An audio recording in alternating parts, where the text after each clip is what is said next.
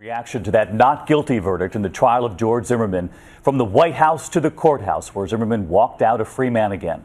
Moments before, Zimmerman shaking hands, thanking his defense team, rarely showing any kind of emotion during the trial, displaying a broad smile right there. Trayvon Martin's parents in the courtroom nearly the entire trial, not there for the verdict for that moment, but tweeting overnight, his mother calling it "my darkest hour." His father saying he was heartbroken but proud of the fight for his son. Outside the courtroom and at demonstrations across the country, an outpouring of sorrow, some believing justice was not served, others saying they feel for Trayvon Martin's parents, but that the jurors did follow the law. And President Obama saying tonight, "We are a nation of laws and a jury has spoken." I now ask every American to respect the call for calm reflection from two parents who lost their young son. We have team coverage from Florida to Washington to reaction across the country. And we begin here with an ABC News exclusive. ABC's Matt Gutman, one-on-one with George Zimmerman's defense team. Matt, we're going to lead off with you tonight. Good evening.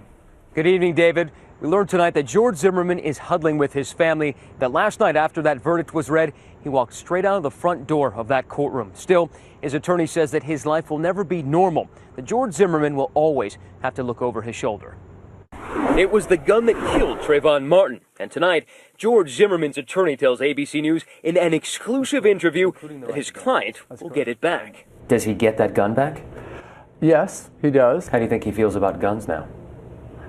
I think that he feels truly in his heart that if he did not have that weapon that night, he might not be here. So do you think he would, if he could, he would carry a gun again? Yes. Even more of a reason now, isn't there? A lot more people out there who actually hate him, though they shouldn't. So you're saying he needs to protect himself? Yes. And the way to do it is by carrying a weapon? It's one way.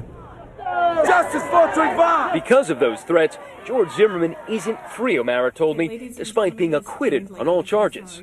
Where does he go now? I don't know.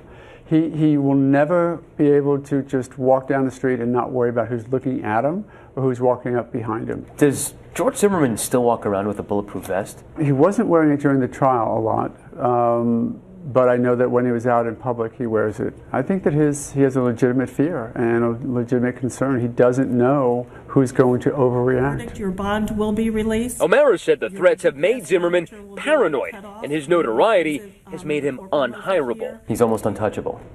Unfortunately, even though he did nothing wrong but protect his own life that night, the way that things were sort of visited upon him by the way the case was handled initially made him a pariah, even though it shouldn't have.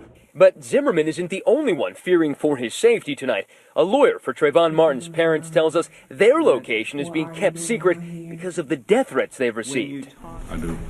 Still, Martin's father, Tracy, tweeting this: "Even though I'm brokenhearted, my faith is unshattered. I will always love my baby Trey." That tweet, David, generated 50,000 retweets. Now, we learned that the Martins spent this morning in church. They say they are heartbroken by that verdict, but they accept it. Their attorney this morning says that he is considering civil action against George Zimmerman, who was acquitted of that murder but may have not seen the last of a courtroom.